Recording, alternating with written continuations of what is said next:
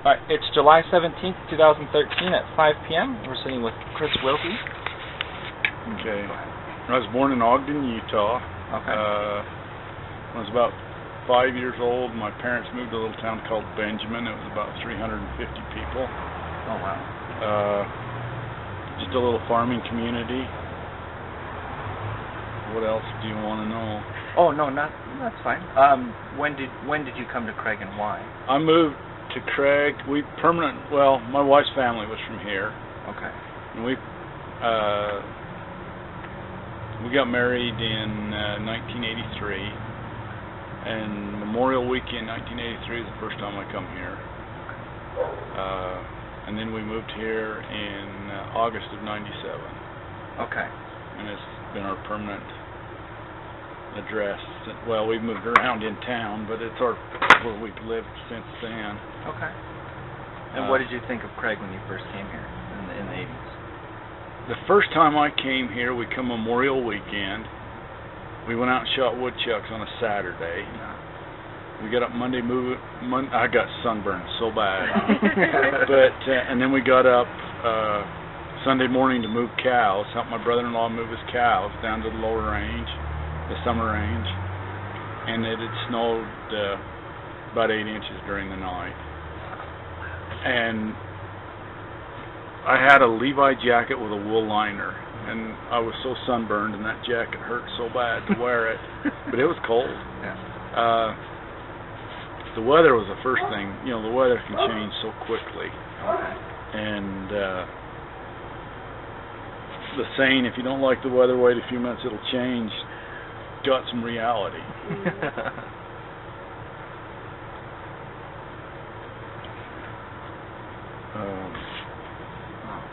And the winter lasts a long time, it seems like. Right. Not that it's a bad thing, but I've heard they're pretty brutal winters. They are. I've seen it about 60 below. I think the record's 63 or 65, something like that. Yeah. And it's cold. Yeah. But I don't know. I think if you just learn to love it, or you learn to deal with it, and you get used to it. Mm-hmm. And the big thing I like here is the summers they get hot, but not real hot. Yeah, it's not too bad. Not too bad enough. We're dying. We're not used to it. No. This is too hot. Oh, We're from the desert. So Where are you guys from? right now we're going to school in Long Beach. California. Okay. Yeah. We're from the desert, 29 Palms. We're both military brats. And there's a little base out there. Yeah. So. The Air Force Base. Yeah, I know where it's at. Yeah. The hottest temperature I've personally seen is probably about 126. So that's pretty hot. That's warm. But also you've seen -60. Right. So. Yeah, I think the records, my wife will tell you, 60, 63, 65. Wow. But hello. Hi, I'm Maureen. Hi, I'm Jack. Nice to meet you. Hi there. Kathleen. Hi. Nice to meet you. Yeah. and Small town when you came in the 80s. yeah, Or that was after the boom, actually. yeah. When we came here, there wasn't a lot for sale. Mm-hmm. I think there's only about a dozen homes that was, really for sale. There Right. wasn't a lot. And we bought a home out on Exmoor out in the Ridgeview area, and then a few years later moved up on Knez Divide. And it's really rural, and it's more like what we both were raised in, or grew up in. So, and we really like it. We can have horses, and we get to see a lot of wildlife. Right. Don't have to worry about them might get your germs. You don't have to worry about it. You get to see a lot of things you don't see in town. You can't see a lot of deer in town if you hadn't yet. Yeah, we've seen quite a few. But There's a mountain lion in town. yeah, You don't have to worry. A mountain lion. Wow. Anywhere deer are, there's the predators are going to be tougher. Right. shut off. And it was nighttime when I was in England. Wow. All right. So, when you first, you said you permanently moved here in '97. Yes. Had Craig changed? How had Craig changed since your first reaction in the '80s to '97? You know what? It really hasn't changed. You know, there's been a lot of little changes. You know, a few homes built. I think our biggest change was probably Walmart. That just seemed to be, you know, the biggest thing that happened. Right.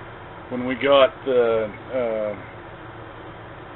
KFC, when that moved here, I can't remember when that was at, but people just like they went crazy. I mean, Something new. yeah, it was something new. Everybody had to. So that's the newest fast food. I'd know Wendy's Wendy's is is new, KFC. but that was a long time ago when they came. Fast food when we moved here was Burger King and McDonald's. And then there was the mom and pop shop, the Dairy King, B&Q or something like that. yeah, B&Q. it was called the B&B. B&B, yeah. Drive-in. That was out east of town. Someone referenced that the other day. Now it's an older couple that's got it. The barbecue pit It's now. a barbecue pit, and they do a good job. Used to be first season for hunting season. I mean, you'd have thousands and thousands of people. You didn't even go grocery shopping because all the hunters were here, and they'd be standing in line to get licenses. And see, a lot of that's changed. The DLW's changed the seasons. How so? Yeah, they just spread it out over. They've had several more hunts now, and they make them smaller. Right. But there used to be an influx of people that was. The economy's made a big difference. Yeah, the economy's You know, done a lot. It's not cheap to come from out of state to Right. hunt.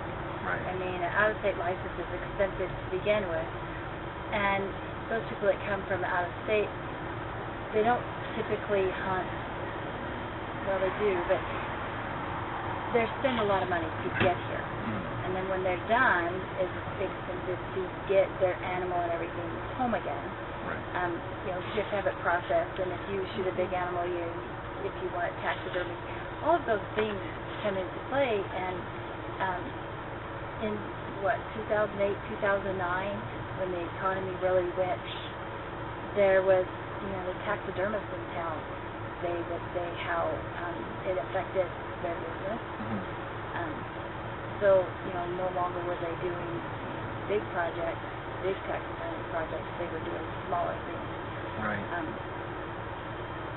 And a lot of people have been, hunters have been unhappy with the changes that the DOW made in the hunting regulations. Right. And I look to see that that kind of thing is even more affected with the gun law changes. A lot of people are choosing not to come to Colorado to hunt. When you think about it, if somebody's paying several $1,000s to hunt on a piece of property, they're paying that much to come here, and they're paying that much for their licensure, the state is really going to hurt. You know, not just this area, but the state's really going to hurt. They're not going to spend money in our state. Right. And so, and where that's a big, hunting is a big industry here. I know a lot of people who are coming from out of state to hunt, but they're not going to spend money in the populous areas like Right. Denver, areas that have voted for so much restriction on firearms, because they feel that those restrictions are unwarranted. Right. So I know that's been a really, really large change. A lot of people have really focused on that as being one of the biggest things they've seen is almost this privatization of hunting, with having these guides going through and paying the trespass fees and whatnot. So, well, basically, that's what's kept a lot of these ranchers and farmers. Those are. I mean, from losing, you know, because it's an income for them, and it's a good income. you know, whether they're guiding them or just letting them come on their property, you know, they're making money. And, you know, if the people are successful, they'll be back. Right. And that's something that people don't always understand, though, is without hunting, the wildlife that we have, they would die. We wouldn't have what The we reason have. being is hunting starts their migration process to their winter range. It starts getting those animals moving. It also, it's around their breeding season. It's actually mixing up the gene pool by putting different bulls with different cows as they mix together and they're headed out. Okay, so it helps keep their gene pool stronger. And it helps with overpopulation of animals. You know, there's a limited amount of feed out there. Right. And so by culling a little bit, or cutting down on some of those numbers, they actually have stronger herds. Okay. And people don't, you know, if you don't hunt, and if you don't live, you know, in an area that raises animals and understands the need for the term is heterosity, that the mixing up of those gene pools, here pretty soon you just have weak animals, and those animals will not survive. And, you know, the weather here, they better be hardy. They can't be weak, or they're going to die anyway. Right. Yeah. The deeper the snow and the colder it gets, winter is forced starvation. Right. That's the way it is. Right.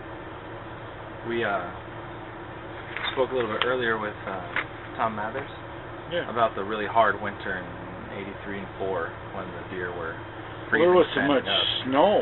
It seemed like it snowed every day. And it wasn't like a little snow. It was like 8, 10, 12 inches. That was right after we were married. It was huge flooding. I mean, the soil could not hold when it come off. The soil couldn't hold the moisture. Right. And so a lot of roads were washed out, that sort of stuff. But it snowed every day, so they couldn't get pollen for their seed. It snowed every day for their seed, and it was cold. I think that was the year that they had, I think it was '84, was one of the coldest days ever on history, and it actually was in May. The coldest point in Montgomery County was Maybelle, 61 degrees below zero. 61 degrees below zero. That's insane. But it's not like that every year. Right. Right. Yeah, we've heard there have been a little more lenient winters, but Yeah. I mean, the contrast is still pretty great. Coldest temperature I've ever seen is maybe zero. Maybe in zero. Minneapolis, but Can I get you something to drink, Sam? Yeah, if you bring me a water, please. Sure. So I can share that with you. We have, I don't know, it varies from year to year. We might go 2 or 3 weeks where our high is below zero. interesting. It's hard for people who don't live here to get an idea.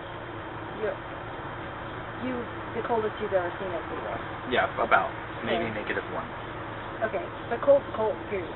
Yeah. All right. Sure. So here, if you stayed in your house and you huddled by the fire, you'd go nuts because it's a long time. Yeah. But the people who live here, people who work in agriculture, they just bundle up. Cows have to be fed every day, and so they just do it. People who work outdoors at the mine or,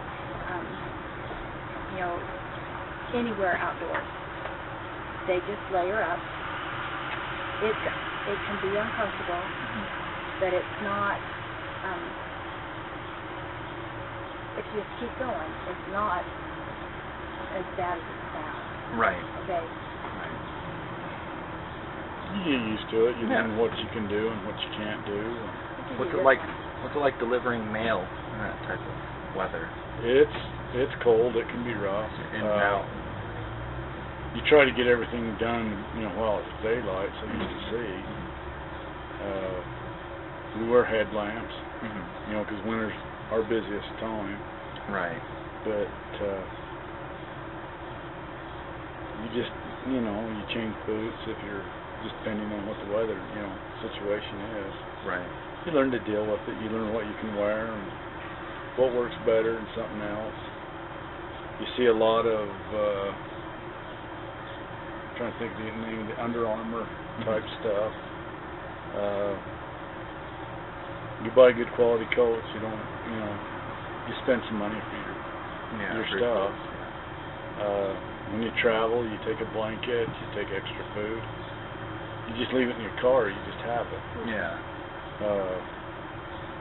You just plan on it, and your chances of going off the road are really good, or getting stranded. You tell people where you're going, when you're going. Right. But if somebody goes off the road or something, you stop and help them, because you might be the next one to go off.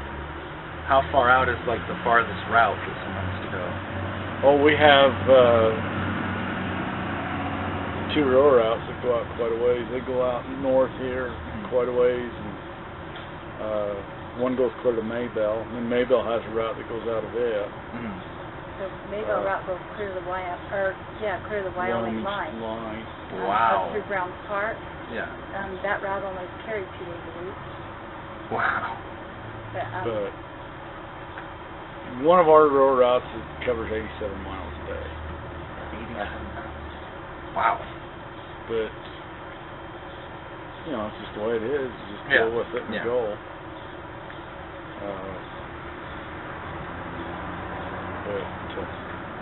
When that carrier leaves, she writes down on a chalkboard when she leaves and when she's supposed to be back. And right.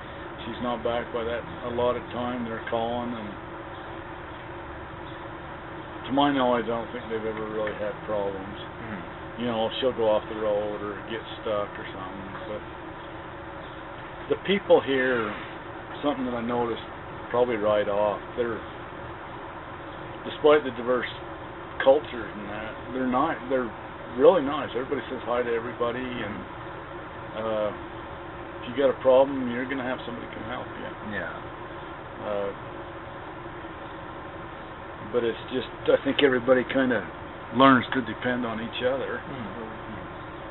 And that's part of the uniqueness of the area, and what I think makes it unique, and it's one of the things I like.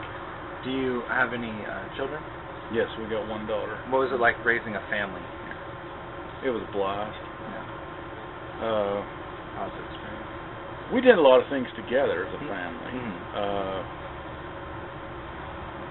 Maybe it was because we chose to, or we snow machine, we do some horseback riding. We hunt together. We fish. Right. And we just do it all together. We always have. We enjoy being around each other. We have quite an extended family here. Okay.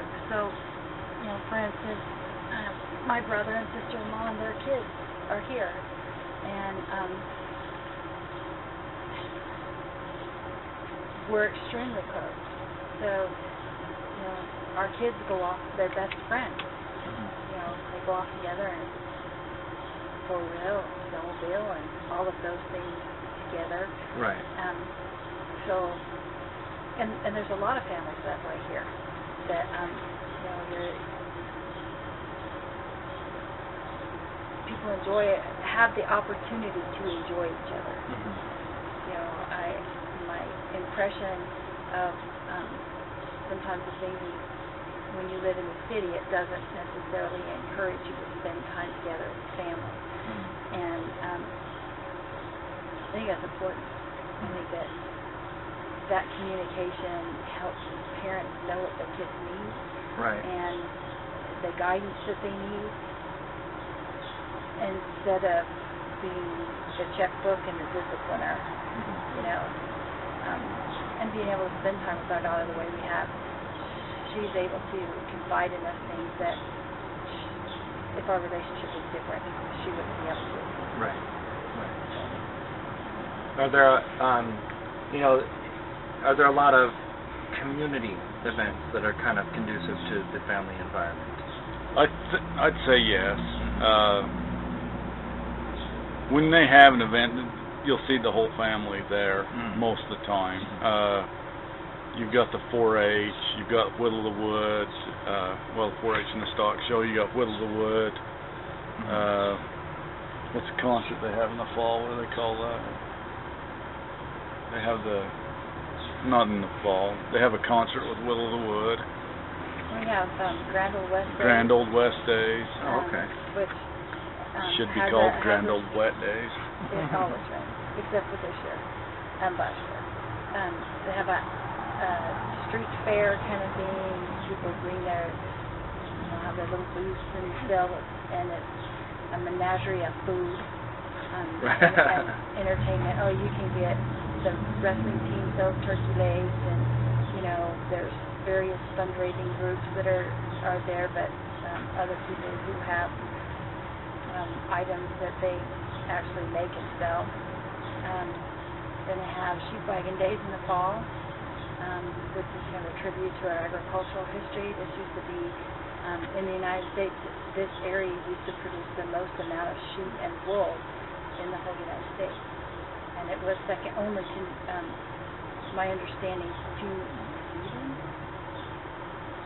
That would probably be right.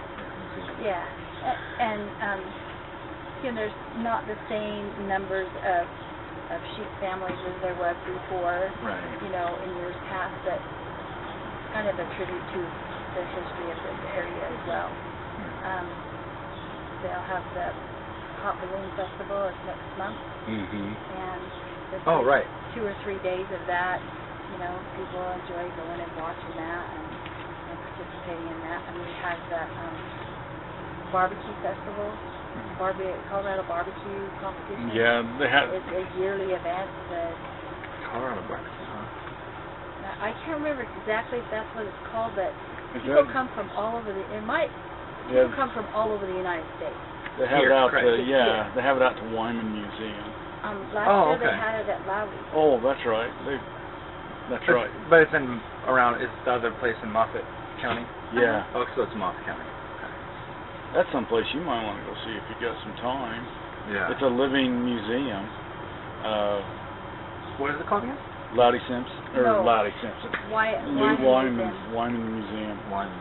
And it's east of town, about 3-4 miles. Yeah. Okay. In the museum, you've been through it. They do a good job and they change things up. Yeah. Which is a credit to Dan Davison and his staff. Last fall they had Norman Rockwell. They got a thing in there now on trains. Yeah. So it's not like it's. They had a tribute to the military here a couple of years ago. Oh, really? And they had pre-Revolutionary War uniforms. Wow. They had uniform and a snapshot from every war that the United States participated in, including right up to the Iraq War. We lost one of our favorite sons here, was one of the first people killed in Iraq. And so it even had tribute to him specifically.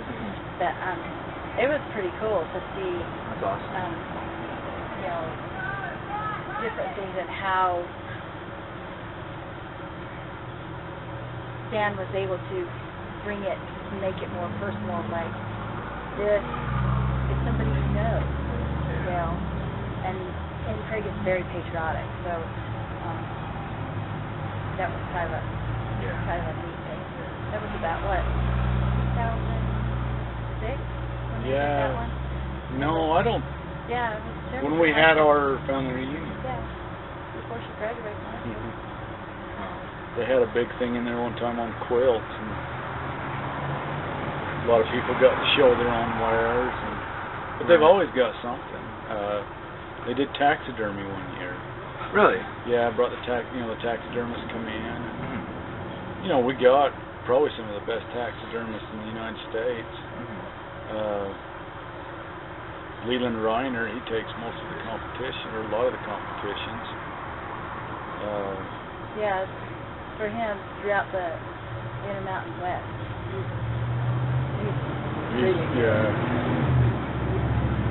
But as far as activities, we had there's a portable, what do they call the wall? we had the portable, or the roaming Vietnam Veterans Wall was here. Oh, wow. And that was a huge thing. They had people from all over Colorado, not just northwest Colorado, but they had a lot of people, and it was probably people out of 4 or Utah. 5 days that was up, and it was amazing. Yeah. It was like a steady stream of people from when they started in the morning till in the evening. Wow. And they had that in the museum? No, they had that down to Lottie Simpson. Yeah. That's a significant size display. Yeah. It's just smaller than the actual The one in D.C. Yeah. And that one's very large. Yeah. What's it been like delivering to the museum? Have you had any special deliveries or stories or? Delivering to the museum? The guys ask me where to eat. I get asked a lot, where to eat and directions. Stories at the museum. Well, sometimes, Dan will tell me, you got a box, I got a box coming, and I mean, he's worse than a little kid at Christmas. Because he's got something coming. And, right. there was a shotgun. It was a Browning semi-automatic that had been altered quite a bit, but I can't remember the name of the people, but they was notorious during the 1920s or 30s. Dan could tell you a little more. But he was arrested right in front of when it was the armory, the guy that owned the shotgun. Oh, is that the sawed-off shotgun? Yeah. Yeah. He was arrested right there in front of the armory. Oh, I didn't know that. Yeah, but see, that's one thing I like is you get to hear some of the history. And there's a lot of times I wish I could just sit down and, and wait and listen. But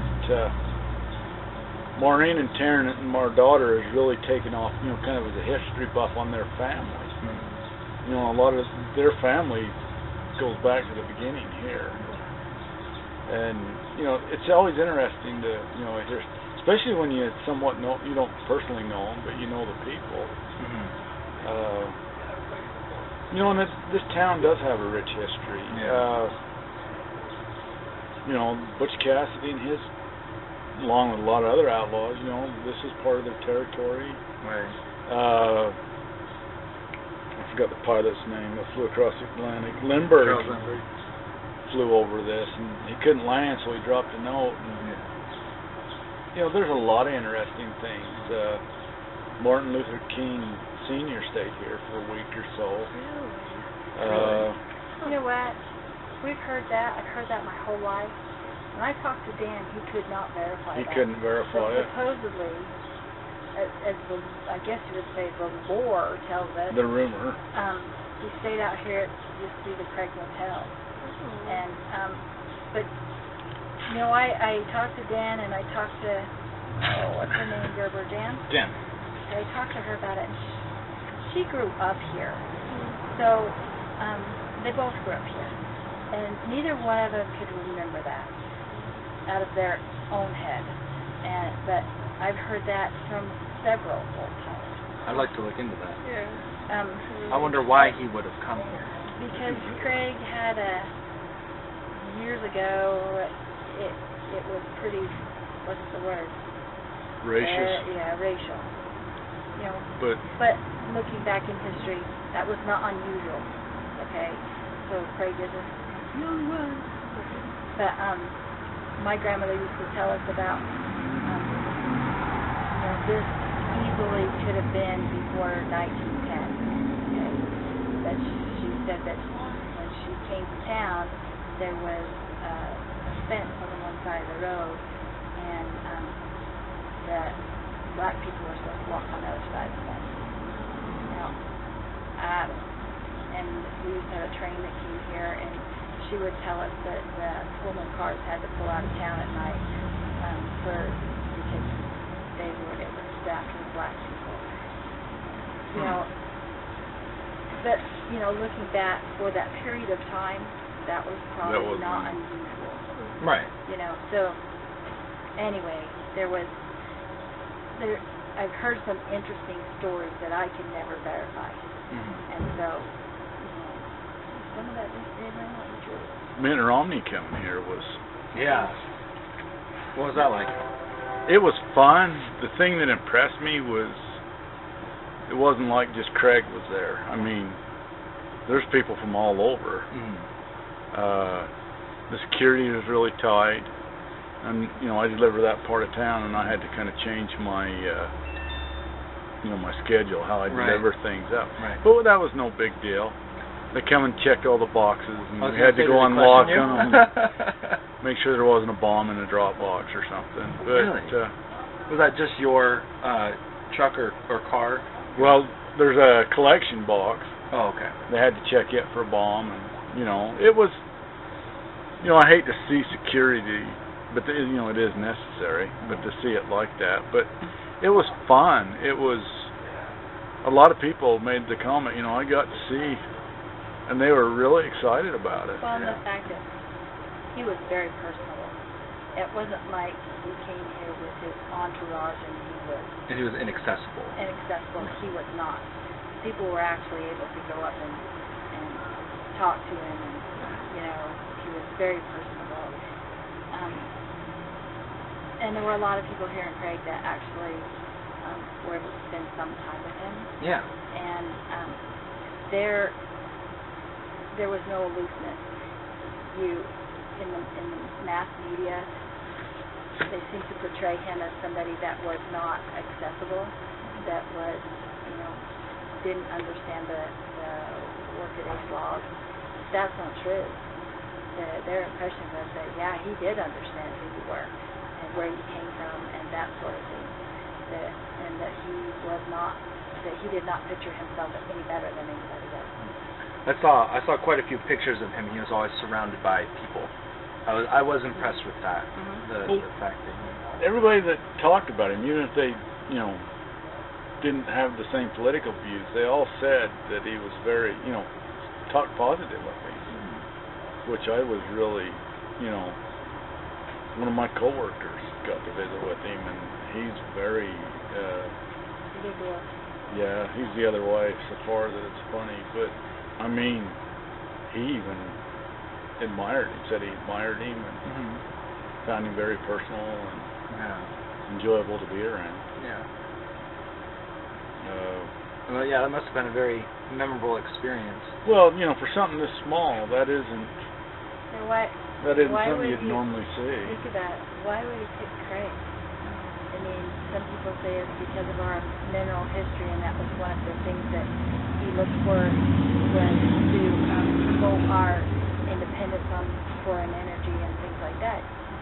Yeah, we got plenty of that kind of thing here, but there are other places in the United States that he would have had better visibility, but he picked Craig.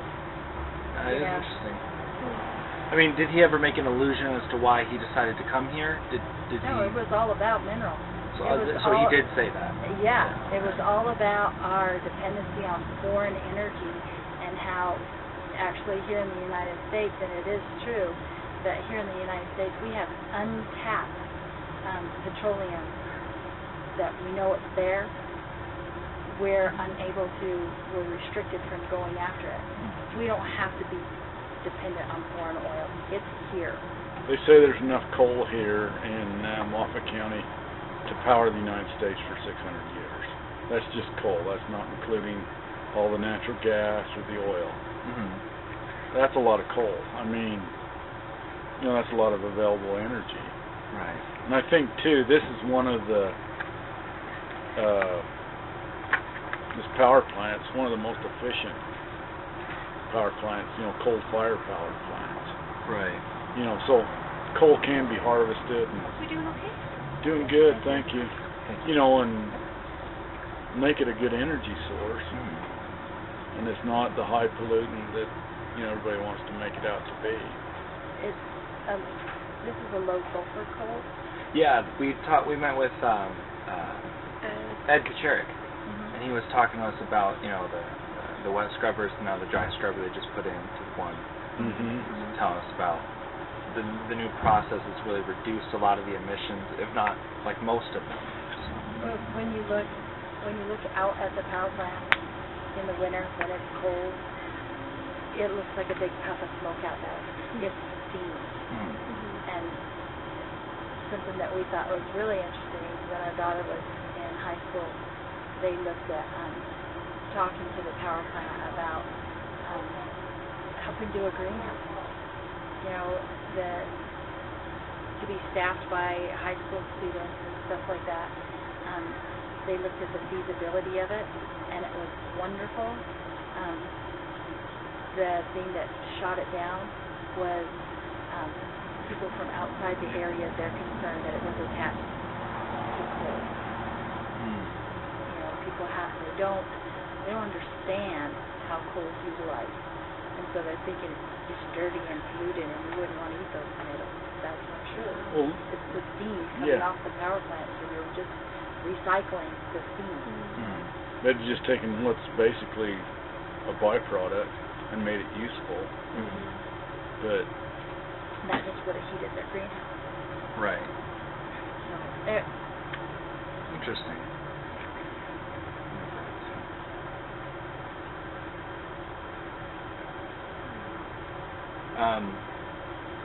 I see you're a nurse.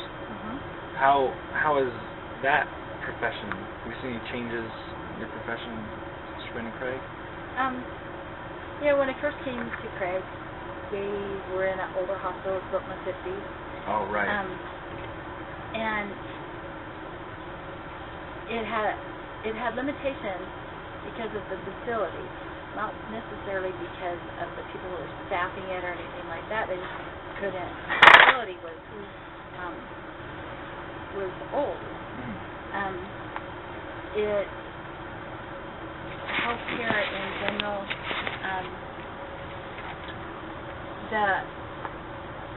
when I first came here, there were a lot of small family practice doctors who knew your name. Now our doctors know our name, but your doctor may have been the doctor that treats your treats your heart attack. Could have been the same one that delivered you as a baby. You grew up with the same doctor. And so now we still have family practice doctors, but we have more specialists here with the new hospital. The same doctors that saw you in the clinic saw you at the old hospital. So if you were admitted, you just come over and finish taking care of you over there. Now the hospital is staffed with, they're called internalists. It's not a bad thing. They just don't see you on the street. They only see you in the home. And with the new hospital, there's a lot of procedures and a lot of specialties that we had to travel out for before. And so that's very nice. So the addition of the new hospital has really been a positive thing. For the better part, yeah. I think that some of the things that are happening with the new hospital, it's underutilized, the things that they can do. Do you mind if we rewind a little bit? I know Chris was talking about you have a lot of family here. So, how long has your family been here? In northwest Colorado, my family was here before this was Moffett County. This used to be Routt County. My grandparents were born here.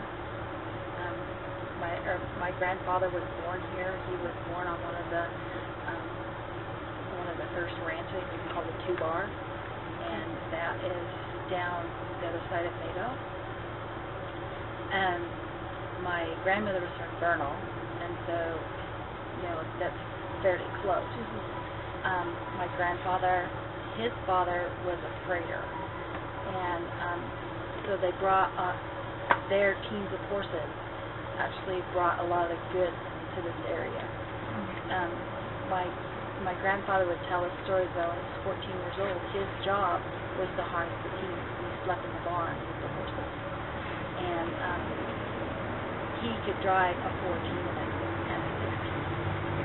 That's 4 horses at a time. That's 6 horses at a time. All hooked to the same wagon. All hooked to the same wagon.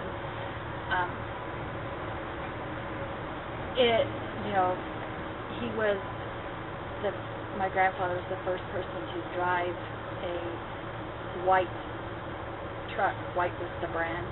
It was White Freightliner. the first freight truck driven into this area. My grandmother, on the other side of the family, my great-grandfather homesteaded in northwest Colorado.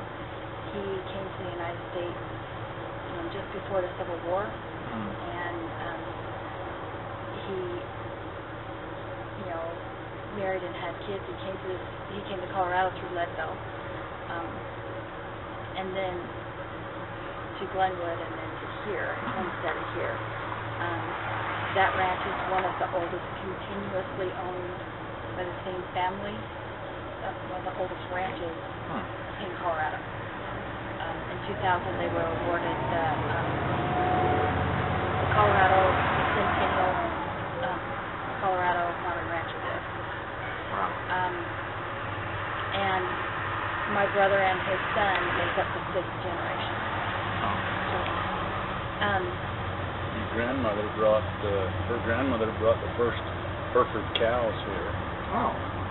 And Herefords were like the mainstay till the mid-late 70s, early 80s. Yeah, about that. That was like the cow. She purchased them, and she had them delivered by rail over by rifle, and she, with her hired hand, brought them from rifle this direction. Right. And that's quite credible. I think there was 25 head in that first herd that she brought her. Wow. So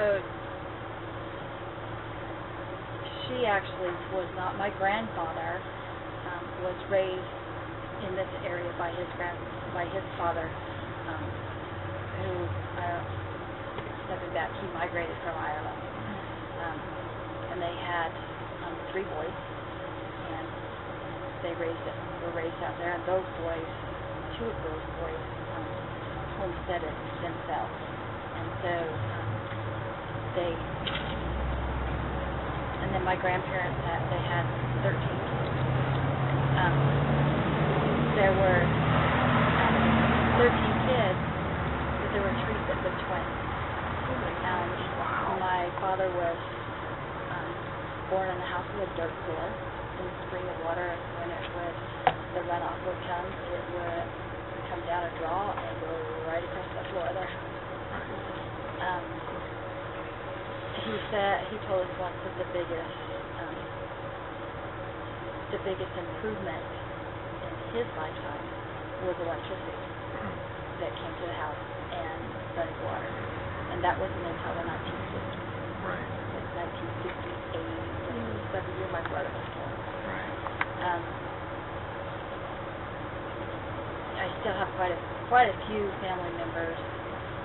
People have kind of moved away a little bit, but I still have quite a few family members who live here. Were you born here? No, I actually was not. What's kind of interesting is all of these kids went to school, started out in a one-room schoolhouse. All of the boys, all but one served in the military. I think all but 2 of those kids, the kids that reached adulthood, all but 2 of them went to college and received degrees. There's a doctorate of education in there. There's 2 doctorates of pharmacy. Doctors of business, wasn't that what Pat had? I can't remember what he had. Anyway, coming from that meager means to that level of education, and all of them are, were raised to be active in that community. And so that, is kind of a cool thing for them.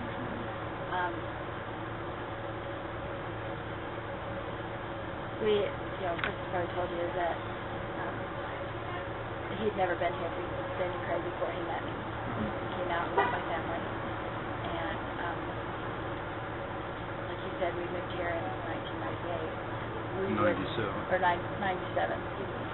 We would not, for any reason, go back to where we lived. Right. I mean, this is where we want to be. We've had opportunities to, to go elsewhere, financially and economically it had been better, but I think if you're here, it's because you want to be here. Right. Yeah, it is a hard life, but I think that's why people embrace it and enjoy it. And they brought like the ice skating ring in, for things to do in the winter. A lot of people snow machine or ski, cross-country ski and snowshoe during the winter. I think as a whole, the community is somewhat, active. Right.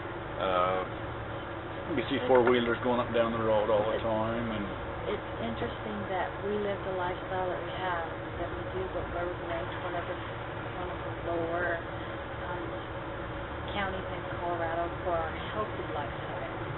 There's considerable amount of obesity here, alcohol, tobacco, those kinds of things too. That most of the people who live here are very physically active. It's kind of an interesting concept, if you will. When I read those statistics, I was like, whoa! I didn't think it was like that. And I work in healthcare, and have a pretty good snapshot of people's lifestyles, but then they're not the hikers or the bicyclists or something like that. They have other active things that they do. I wonder who makes those statistics, because it depends on how you define. Well, actually, they do. What is it called? There's a census type thing? No. It's called the Northwest Colorado Indicators, and they statistically compare Steamboat, Craig, and Meeker, and they look at population, income, education, health, all of those things. And if you actually want to look at those, I think they still do that through the VNA. Dan will be able to tell you how to look at that. Yeah, that's really interesting. It was one of the years that I looked at it, the most expensive town of the three was actually Meeker. I was like, really? and their income was lower. I mean, it was like, wow, why do I stay there? But Meeker's a nice town too. I'm not. It was just when you looked at those sheer numbers, you were going, wow. Yeah. I guess just kind of to close and summarize, how do you feel about Craig now, just in its current state? What do you feel about Craig as a community, economically, anything? I think it's a good community. Almost everybody knows everybody, which is,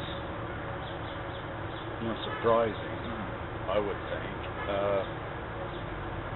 I know when we were first married, we lived in a pretty good sized community, and we didn't know the people across the street.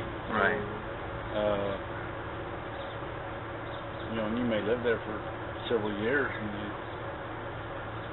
you don't know them. You just never did. Here, it's like the people are more outgoing and want to know who's over there. Yeah. When we moved here, the neighbors unloaded our truck. Oh. They were there to unload boxes. They out of the truck. They were, the next day somebody showed up with something, a meal to eat because they knew you were still living out of a box. I see Craig as a community influx. You know, I see just in the last couple of years a lot of change. Some of the change that is actually being forced on Craig by the political environment. People who don't really understand what our industries are about. You know, it's easy to impose on somebody else what you think or your beliefs. But so a lot of the things that I was raised in being very popular, or not popular, what's the word I want to use? Very positive. You know, like we were talking about hunting. Oh my, there. You know, you go to a populated area like Denver, and oh my, you own a gun, you shoot a gun. Their perception, their understanding of what that means is totally different. We're not all the Aurora shooter, you know. As far as you know, like the petroleum industry and the mineral industry, that is very misunderstood. You know, it's not the slash and burn mining of like the 40s and the 50s. When I grew up, when I would come to town, you know, I would visit the ranch, but and I rarely come to town. But when I did come to town, when you look out here where the coal mine is, that was so tight with oak brush that the wildlife could not get through it. There wasn't any wildlife, and, really. It was you know, it was too thick. It was just too thick, and there wasn't vegetation there to support those animals. Even the Indians understood that you needed to, when they were here, that you needed to get rid of some of that old dead fuel to keep a healthy environment to raise wild animals that they lived off of. You know, there's such a strong. They call themselves environmentalists, but you know, a pro-environment. There's such an attitude about that. They don't understand that it's important to not only for our air, to log, to clean up that dead fuel. You know, if you come over here from Denver, you saw a lot of dead trees. Right. That did not need to happen. Right. And they don't understand that young trees are what cleans the air, not old trees. So that's a renewable resource that should be utilized. You know, they look at cowboys and ranchers as somebody on TV in the Western movies. That's not what our life is like. Right. And you know, that's also a misunderstood industry. You know, it's not cruelty to animals. It's not you know, endangerment to the environment. If you think about it, people who are farmers, ranchers, they actually, the earth is their living. They're going to protect it. Okay, we have so much as far as science that actually shows how ranching, how this industry actually promotes a good economy and promotes a good environment, and that's not the legislature here. So, you know, I see economic difficulties in trade because of that. It's not going to be the same. You know, some of the things that we value, they're not going to be here forever. So. Well, thank you both. You bet. Very much. That was excellent.